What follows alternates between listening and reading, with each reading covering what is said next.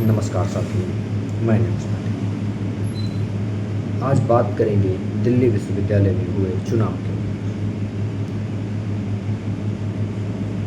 इतने लंबे दिनों के अंतराल से चुनावों की तैयारियां चल रही थी।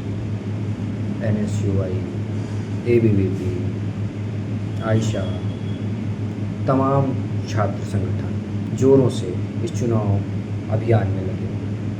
लेकिन कहा जाता है कि दिल्ली विश्वविद्यालय दक्षिणपंथियों का गढ़ है। लेकिन पिछली बार रौनक खत्री ने उस इतिहास को बदल दिया, जिस इतिहास को अखिल भारतीय विद्यार्थी परिषद यानी ABVP बनाते हुए। क्या ये सच है कि अखिल भारतीय विद्यार्थी परिषद के पंजे उखड़ रहे हैं?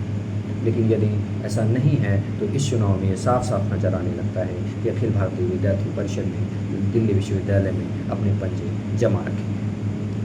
लेकिन इन सब बातों का जवाब हमें आगे मिलेगा या आगे के आने वाले दिनों में मिलेगा कि कौन इस चुनाव को जीतता है और कौन हारता है। क्या अखिल भारतीय विद्यार्थी परिषद इस बार अपना परचम लहरा पाएगा या दिल्ली विश्वविद्यालय में रौनक खत्री NSUI को फिर से जमाएंगे?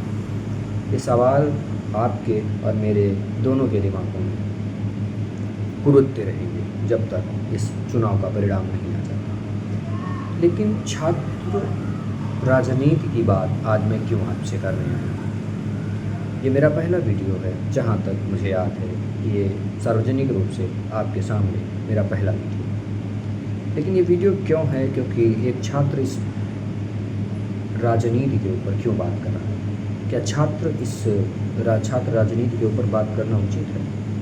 बिल्कुल उचित है, क्योंकि छात्र वो होता है जो किसी भी समाज के व्यवहार के ऊपर या किसी भी समाज के अंग के ऊपर बात कर सकता है। समाज का कौन अंग? समाज के अंग, ये परिवार हो, विवाह हो या तलाक हो या कोई भी व्यक्ति या कोई संस्था हो, परिवार, ये समाज के विभिन्न, जिन्हें हम देखते हैं छोटी छोटी चीज़ों, ये संस्थाएं, ये इंस्टीट्यूशंस, ये स्कूल, ये कंपनियां, ये सरकारें, ये सब समाज के हैं। मेरे नज़रिए, आपका नज़रिया क्या कहता है मैं इससे परिचित नहीं। लेकिन मैं बात करूंगा आज कि छात्र राजनीति पर छात्र को क्यों जागरूक होना चाहिए। छात्र राजनीति वो एक पहला सीढ़ी है किसी भी छात्र के लिए, जिसके ऊपर वो अपना कदम रखकर देश की राजनीति में छात्रों के मुद्दों को उठाते उठाते वो देश के गरीब पिछड़ों की आवाज़ उठाने का जिम्मा लेता है या सीखता है कि कैसे किसी भी पक्ष या विपक्ष के सामने अपनी बातों को रखा जाए। एक छात्र तैयार होता है एक विश्वविद्यालय, एक कॉलेज में, वो उस छात्र राजनीति में अपनी पीठ को मजबूत करता है। वो छोटे छोटे युद्धों को लड़ता है, इस तरीके से हम कह सकते हैं। लेकिन छात्र राजनीति मेरी नज़र में बहुत अच्छी भी और बहुत गलत भी, क्योंकि यहाँ कूटनीति भी होती है और राजनीति भी। पर कूटनीति और राजनीति क्या गलत है? नहीं, किसी भी राजनीति या चुनाव में कूटनीति और राजनीति का होना आवश्यक है, लेकिन एक बेहतर रणनीति का भी होना चाहिए। जब आपके पास कोई बेहतर रणनीति नहीं होगी तो आप किसी भी चुनाव को नहीं जीत सकते। लेकिन विषय को ना भटकते हुए हम बात करेंगे आज दूसरों के चुनावों के बारे में। दिल्ली विश्वविद्यालय में हुए चुनावों के बाद आज चुनाव संपन्न हो चुके हैं और संपन्न होने के साथ ही साथ खबरें ये आ रही हैं कि दिल्ली विश्वविद्यालय में वोट चोरी की गई। वोट चोरी किसके ऊपर? अखिल भारतीय विद्यार्थी परिषद के ऊपर। ये आरोप किस हद तक सही है, इसका निर्णय कोर्ट करेगा। NSUI के जो कार्यकर्ता हैं, जो उनके प्रत्याशी हैं, उन्हें याचिका दाखिल करनी होगी या याचिका दायर करनी होगी कोर्ट के समक्ष।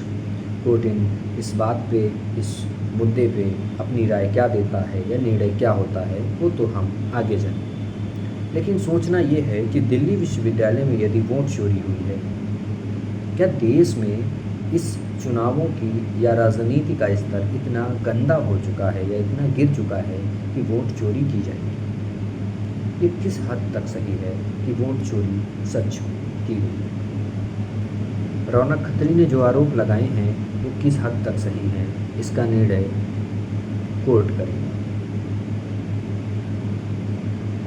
क्षमा चाहूँगा माननीय न्यायालय, हमें किसी भी अपने देश के संवैधानिक इंस्टीट्यूशन के ऊपर बात करते हुए उसे उच्च सम्मान देना हमारा परम कर्तव्य है। लेकिन मैं बात करूँगा आज तमाम विषयों के ऊपर, समाज, देश, राजनीति के ऊपर।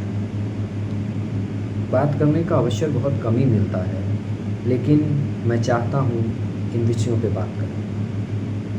देश की राजनीति के ऊपर, क्या वोट चोरी देश में सच में किए जा रहे हैं? क्योंकि अगर ऐसा हो रहा है तो ये सच में 100% चिंता का विषय है। चिंता ही नहीं बल्कि गंभीर विषय है।